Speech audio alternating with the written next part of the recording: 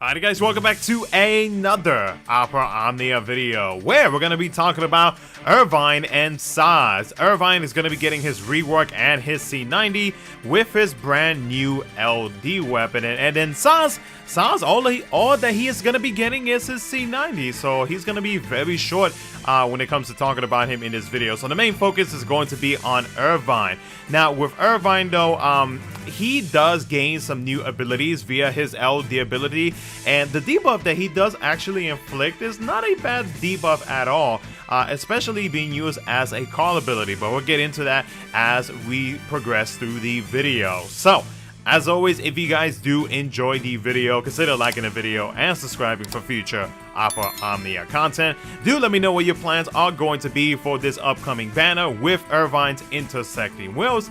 And with that being said, let's go ahead and jump right into it. Irvine's rework to his skill 1 gets an additional 2 uses, and it becomes a 6-hit ranged brave, plus an HP attack 3 times that allows for 150% stolen max brave overflow.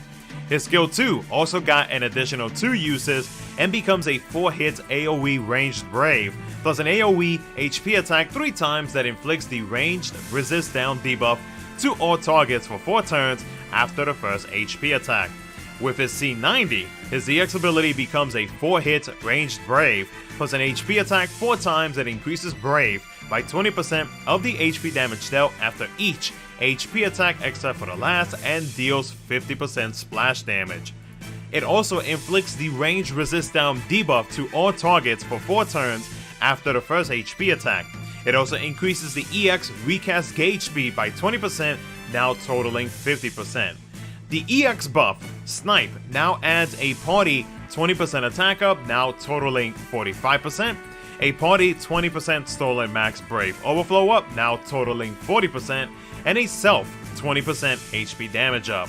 His C65 got extended to 6 turns, becomes a 4-hit ranged brave, plus an HP attack, and adds a 15% attack up, now totaling 30%, and a 30% brave damage cap up. His LD ability, Alternative Shot, grants the Path I Choose buff for 5 turns, grants 2 uses of dark ammo and 1 use of pulse ammo abilities. It does have instant turn rate. It doesn't increase the turn count unless using him as a friend support or during the summon phase. Now the buff, the Path I Choose, grants him a 20% attack up, a 50% brave damage up, and a 20% HP damage up.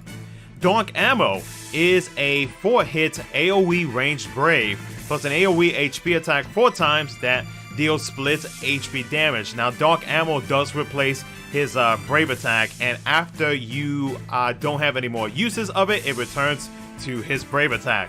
It inflicts the Dark Shot debuff to all targets for 4 turns, the range resist down debuff to all targets for 4 turns after the first HP attack, and a 30% speed down debuff to all targets for 4 turns after the last HP attack.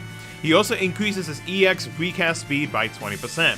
Now the Dark Shot debuff has a 20% defense down, a brave poison by 100% of his initial brave, a 20% HP damage resist down, and a 50% hit rate down, which is in a way gives you a chance of the enemy missing with their attack.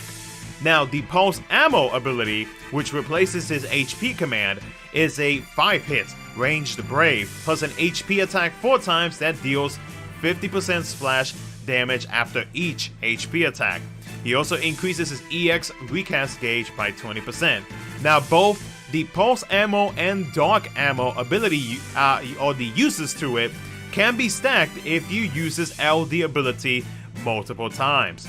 Now with Sazh, seeing as how he is only getting his C90, his EX ability turns into a 4-hit AoE ranged brave, plus an AoE HP attack 4 times, then a 6-hit AoE ranged brave, plus an AoE HP attack that increases brave by 20% of the total HP damage dealt after the last HP attack.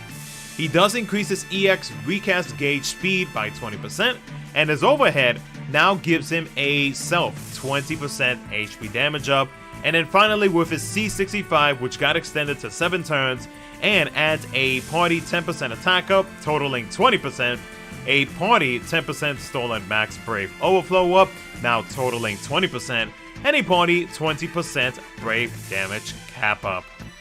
So is Irvine or Sazh worth chasing for in the upcoming banner? Now we're going to start off with Sazh. I think especially my veteran players, but to anybody who just recently started playing the game, Sazh, he provides a lot of offensive type auras.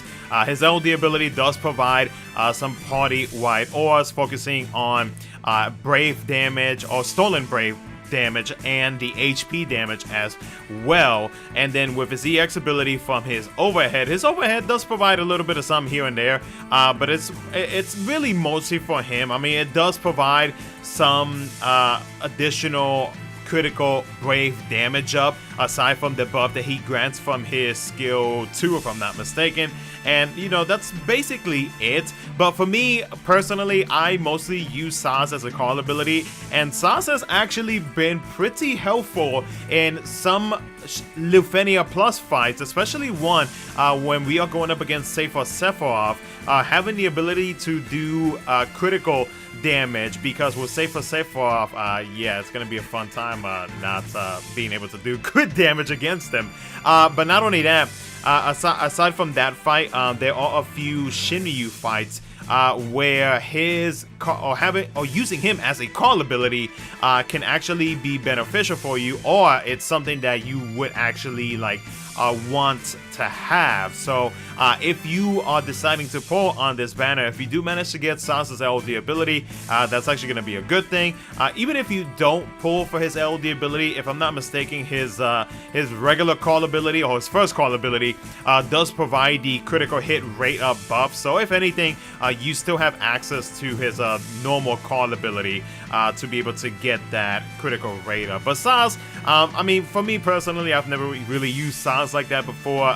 He has mostly been used as a call ability. If by chance you are wanting to pass up on him, you do have another opportunity to pull for his LD weapon with Divine Odin. So that'll be for about a few months from now. So you have a little bit of time to like build up resources, or you know, just pull on the future banner if anything.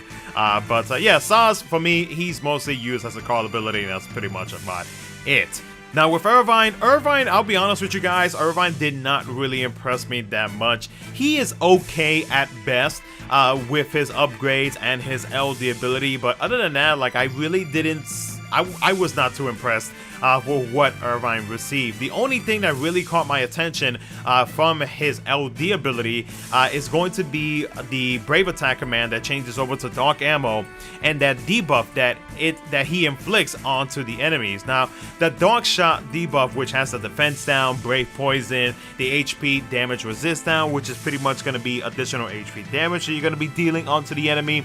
And then the key thing is that hit rate down by 50%. So that hit rate down basically means that you have a 50-50 chance of the enemy missing their attacks, and that's pretty much it. Now, that debuff you can actually get whenever you use his call ability, his LD call ability, which is convenient, which does get inflicted to all targets, and it lasts for 4 turns onto all targets, which is nice. So you have like a little bit of a chance to not getting hit by like anything, you know, and this gameplay that you're watching shows a pretty good example of what I'm talking about because of that debuff. So like, it's not always gonna be a guarantee, but you know, you do have a chance of missing incoming enemy attacks. But aside from that though, I mean, like, yeah, his way, the fact that he does get additional abilities and whatnot is nice, even though you do have